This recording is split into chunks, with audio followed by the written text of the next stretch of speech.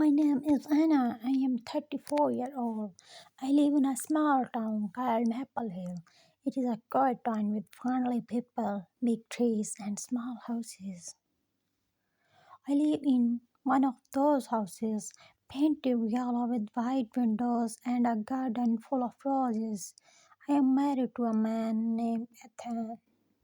He's a gentleman with warm eyes and a kind smile. We have been married for 11 years now.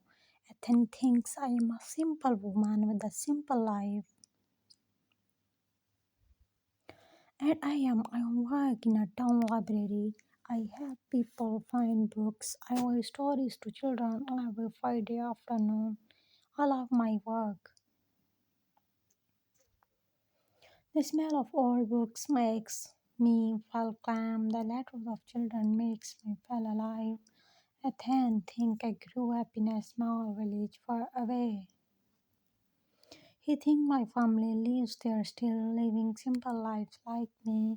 He thinks my name has always been Anna, but Ethan does not know everything about me. There is a part of my life I have never told him, a big secret that lives deep inside me like a lockbox. Every day when Ethan look at me with his kind eyes, I feel happy, but deep inside there is also a small pain, a smell of fear. I tell myself every day that my secret is safe, that it will never come out.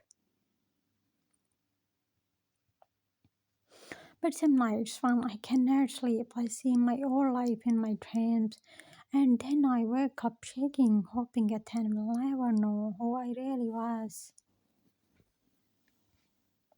Before Ethan, I was not Anna. I did not live in Maple Hill. I lived in a huge busy city with Westport. The city was fast and cold.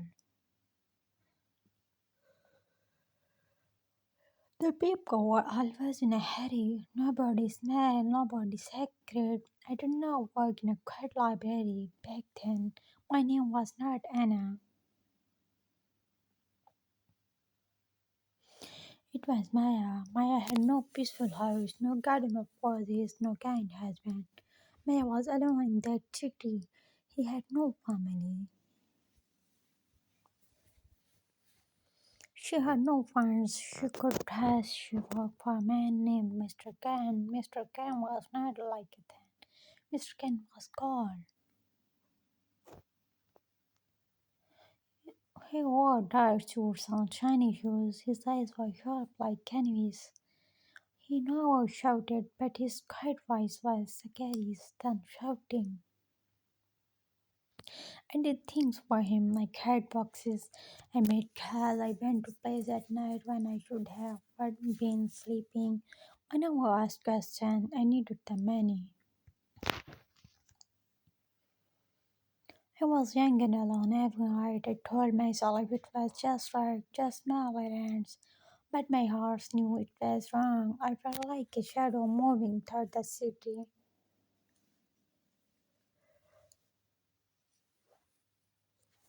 One night after 3 years of being Maya, I could not do it anymore. I had saved some money, not much, just enough to buy and bus tickets and want a small room somewhere far. I packed my clothes in one bag and I ran away. I changed my name to Anna. I found Maple Hill on a map. It sounded peaceful, it sounded safe. I got a job at the library. People like me. They did not know who I really was. Then I met Ethan. He was fixing a broke fence outside the library. Was good with his hands. He made things out of wood, birdhouse, a new punch for the bag. He smiled at me. His smile was warm like sunshine. I felt safe. We fell in love slowly. He asked me about my family. I told him stories that were not true. I made up a small farm, kind parents, a big brother who lived abroad. He believed me the way that he would not. I looked honest. I wanted to be that honest person so much. And for many years I was, but the past is not stay but forever. One evening I was putting work on health when my phone rang. I said a number, it was hidden. I never answer hidden numbers, but that day I did. Hello, I said softly. At first there was silence, then I heard a voice I thought I would never hear again. A score smooth face that sun shivers down my back. Hello, Maya. I was nobody in Maple Hills knew that name. I held the phone so tight my hand hurts. Who is in this? His whispered thought I already know. You know who this is? The voice said, Mr. Cannon. My head stopped. I could hear on my breathing. How did you find me? I asked. He laughed. It was not a kind laugh. It was sharp like broken glasses. It does not matter. What matters is you owe me a power. I don't owe you anything, I said. I looked around. The library was empty. The window was dark. I felt alone again. Oh, what do you do? Can Mr. Kent had one last job, Maya, should I say Anna? Nice name, nice tone, nice husband. Does he know about me, about you?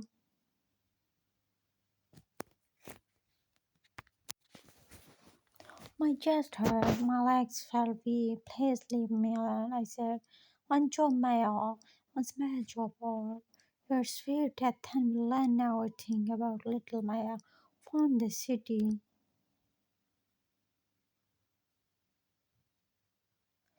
He hung up. I stood in a quiet library, shaking. I felt sick. I was trapped at dinner that night. Then talk about building a new bookshelf for the library. I nodded and smiled, but inside I was sick climbing. I wanted to rile him, but the words were stuck in my throat. I was so sick to lose him. The next morning, I picked a small bag, told a thin I nodded towards my brother in a way and stood towns away. He believed me. He kissed my forehead and told me to be careful. I feel like a thief in my own home. I took the train west for a city not as a big but bar, but busy enough to hide in. I met a man near the train station. He gave me a small package. This is a hostel, he said, room 2051. Knock two times, leave the box, walk away. I sounded simple, but inside I was dying. I felt my fire again. I felt like I was drowning in my own life. I held the package all the way to the hostel. My hands were shaking when I stood in front of room 207. I could not knock. I saw a thin face on my mind. His warm eyes.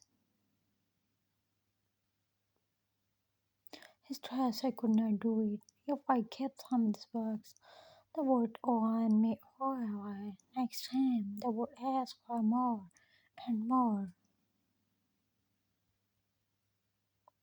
So I ran. I sat in a small coffee shop and called a ten. My hands were shaking so much I almost dropped my phone. He answered on the first ring. Anna, are you okay? His voice was warm. I burst into tears. Then I lied to you all that. My name is not Hannah. It's Maya. I did bad things. I won ever. I'm so sorry.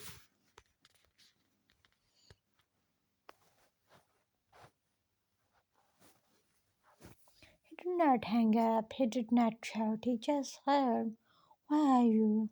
I'm home late here. was there, he walked into the cafe and looked at me like I was not broken. Like I was telling me, he sat down, held my hand, and said, "Tell me everything." So I did. I told him about my gun, about the packages, about my fires.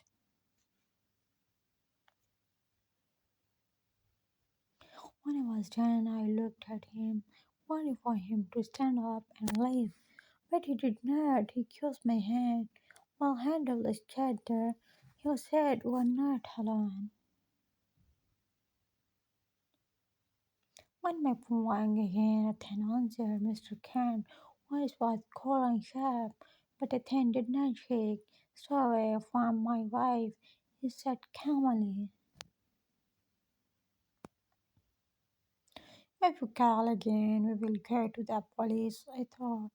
Mr. Khan would laugh, but he did not. He hung up the packages to the police that night. I told them everything. I cried. I felt shame, but I felt free too. We went home together. We sat in our garden under the stars. Then held my hand. "No more lies," he said.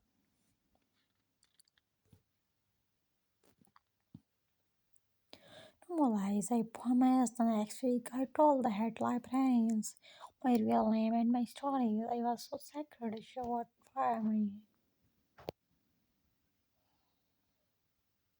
But she just smiled kindly and said, "You're a good person. No, Anna or Maya, or wherever you choose to be, I'll belong here." Life is not perfect. Sometimes I still feel afraid, but I'm not alone. I do not carry the heavy secrets anymore. Ethan, no, I love me and loves me still. My name is Anna. Once I was Maya. My past is a dark road behind me. But my parents is light and love and truth. I am free. I am loved.